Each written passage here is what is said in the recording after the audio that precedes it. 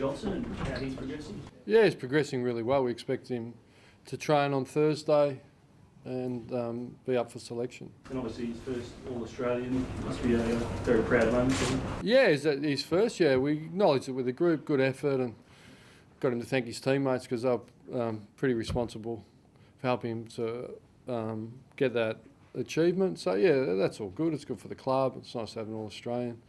A young club, young history, and it helps.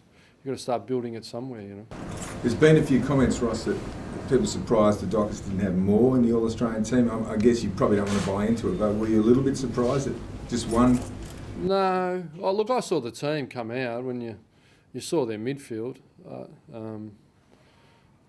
Particularly, like, it's interest, 3 Swans, all Australians, McVeigh, Jack, and I think it was Hanbury. I mean, they're exceptional players. Then you see Selwyn and Pendlebury. Just this feedback for our guys that they need to get better and more consistent. So it's an incredibly difficult team.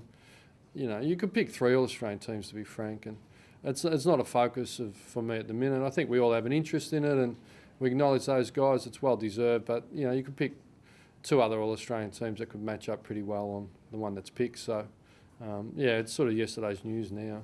In a weird way, is it kind of like a compliment to showing how even your side is? Yeah, I think you could interpret it as that. It's an opinion business. So, look, we are a very even team. We want weighted numbers. We've been getting weighted numbers performance, and we're going to need weighted numbers performance on the weekend to get the job done. How do you think they're tracking Sydney, though, to be fair, compared to when you played them before? It's fair to say they're a bit undermanned. They think you're playing Lewis Roberts-Thompson, who's only played reserves. McGlynn hasn't played. Are they coming in? Well, I think McGlynn has played. He's missed 1 week. So LRT's a dual premiership player, and I know him really well. He's an incredible athlete, great competitor. So, look, I hear all this. They were written off last week. They were tired and they were undermanned, but all I saw was the reigning premier deliver a powerful performance, and they're coming to a ground that they know really well, they like playing at, and it's going to be won and lost in the midfield. It's where their strength lies. They had 3 Australians last night. They've got a great ruck combination that matches up really well against ours. So it's going to be a fierce challenge. We're going to need to play to the end, play to the last minute, and it's going to go to the wire. It's going to be a tough, hard contest, and they've shown, as we have, a great ability to adapt and improvise, and prelims are incredibly hard to win, and talk's cheap, and everyone will have their own opinion. We're fresh, they're tired. This is our strength, this is there. But the only thing that's going to get it done is action, over and over and over again until we get the result we're looking for. So there's nothing new for us. We just need to do what we've been doing. But that's the great challenge, The fact that they're 3 All-Australians are in and around the midfield, Ross, that tell you where the big danger lies when you... Yeah, well, I often say, and not everyone agrees with it, but it's won and lost in the midfield. You protect your defence and give your forward supply. So they're clearly... I don't think they've got too many injuries through their midfield. In actual fact, I think they've got none. It's an incredibly big challenge. One we're excited about, one we're looking forward to, but... it's going to be a big challenge, You travelled Brian Crowley to Dan Hanbury last time, and Hanbury was one of the few players to really get hold of Ryan. Do you look at something different this way? Look, I think he kicked a few goals on him. I'm not sure possession-wise how much he got. But look, we haven't had match committee yet. We'll do that later in the week. We're having a good look at him. We've got plenty of time to have a look at him. It sometimes can be a pain because you can watch too much vision. But certainly, Bird will do a run with role, O'Keefe will do a run with work off, and then you got the attacking Jack and McVeigh. They could put him back, put him forward. So they've got some exceptional players, and if we just focus on 1 or 2, the rest will get us. Parker's a unique young talent, so we're under no illusions that it's going to be a big battle in there. There's no Kurt Tippett there, who's the main goal scoring threat for Sydney. Are they more unpredictable without Tippett there? Well, I think they've found a way to score, Their midfielders are high goal kickers. McGlynn has kicked a lot, Pike's kicked a lot. So, yeah, they're like us. Most teams look for a spread of goal kickers, but it's going to be about contested ball and pressuring them and creating turnovers, really. Ross, do you feel like you know John Longmire's coaching style well, given that you're reasonably close when you were at Sydney together, travelled a bit together? Yeah, look, I know him. I know he's a really good person, got great integrity, and but I don't really know his style except what he produces on the field. So I'm really au fait with their style. Well, they're the reigning premier. I don't think we can escape that, you know. So they won a lot of games, and it's not about the coaches. A lot of, you know, we're just part of the team. We help navigate and guide, but it really is about the players and the coaching panels and preparation. And once the ball's bounced, it's all about the players, really. Will you be getting on Subi? I know the Sydney are. Will you be training on Subi? We have an option to get on there, but look, there was adverse weather. We had to shift training on Saturday. You know, I thought I was back in Melbourne. Woke up with the rain last night, so we're concerned we got in early. Looked, but the ground's in really good condition, and so we plan to train there. We're both booked, and we'll make a decision later in the week. You know, but we like getting up to Subi and having a session. It's a great ground. You know. Have you spoken to the players about preliminary final week? You've been there as a coach. I think only a handful of your players have been there on the big day, or not so much the big day, but the prelim final. Have you had to speak to them, or you? Look, we're spoken about. There's a lot more. I just have to look around here now.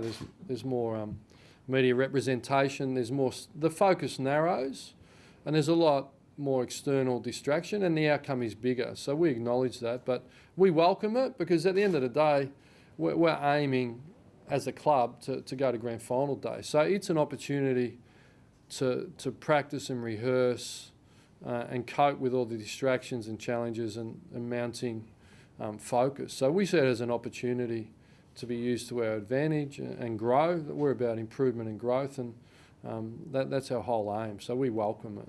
Have you noticed any nerves amongst them, more than normal?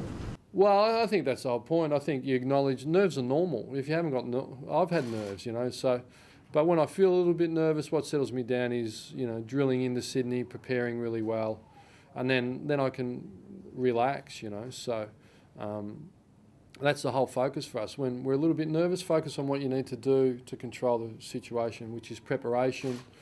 You know, by definition, you can't control the future, so that's when you can get a bit anxious because you can't control it. So what you can control is stay in the present, stay in the now, and focus on preparation. Your experiences at St Kilda, has that helped the preparation and knowing what you need to do to get the team ready? Well, look, to be frank, how we're preparing for this week is how we prepared for round one. So we're not looking for anything new. We just want to stay focused and not get distracted. Our preparation is identical round one to now. So there's no magic here. Finals aren't magical experiences. They're about hard work and action and preparation. So Ibbotson, no chance, Rossi? Yeah, no chance, yeah. And Suter? He's fine. He trained fully on Saturday. Is round 8 too far back in terms of intel for this Round game? Round 8, the draw with Sydney, as opposed to the form last month. Yeah, look, most of us have strong signatures how we play. So we'll have a look at it. You know, their last 4 weeks are a really good guide, and yeah, we've learned some lessons the last 2 times we've played them. You know, we've had lots of entries, a lot more entries, and struggled to score a little bit. So we'll have to look at our ball use and how we went about scoring and who got away from us, really. But there's lots of personnel changes. I think there's 8 or 9 different on both, something like that. The cheering below, have you enjoyed or seeing the fans have a little bit of fun in the recent weeks? Yeah, I'm a fun guy. Look, it's great. You know, as a club, you know, the members are your lifeblood of your club. We exist, and clearly they're enthusiastic. You know, it's a bit of history, first home prelim, but we're pretty keen to make it count. So it's great for the players, and it's good acknowledgement for them, and highlights our fans' passion and our members' passion. So yeah, we welcome it. We'll have a closed session, the last one in the week. So it's a good opportunity for the guys to get here and enjoy seeing our players train. A lot of people were impressed after the Geelong game, how you spoke about the history of the club, and you were totally au fait with where they'd come from and that sort of thing. So are you cognizant of just how important it is to a lot of the fans, the 19-year wait and all that sort of stuff? No, it's no more important to them than it is to me. So look, we're just keen to get out there and put a good show on. I think what gets lost is, you know, I think the early days were hard, but, you know, the last 3 years, they're a club that are really strong financially, great corporate backing with Woodside Petroleum and, you know, Deck Mill and programs. So, and a great executive and a great management. It's not one person, it's not one player. So it's about the whole club, and we're a serious football club that is highly accountable and aims to win. So the fact that we're in the prelim means we're making inroads, but really keen to try and capitalise. It's one of the hardest games to win, the prelim, obviously. Just back on Lyon, what was some of his skills that really stood out while you were back? To be honest, I can't recall. I've been gone almost a decade, to be frank, over half a decade. So I couldn't tell you. Ross, with no game last weekend, how hard did you work with guys in the training session? Look, it's a challenge. I think there's a lot of positives, there's some potential negatives, but the science of it, the measurements, we know we worked hard without cooking them too much. But it's about the brain for me. Anyone thinks we're going to get any fitter, we're kidding ourselves. So it's about staying active enough so then that ball's bounce, bodies will be flying, and we're going to run and spread in the manner that Sydney we know will run and spread. So they've been there before. Jared McVeigh's led them to a premiership.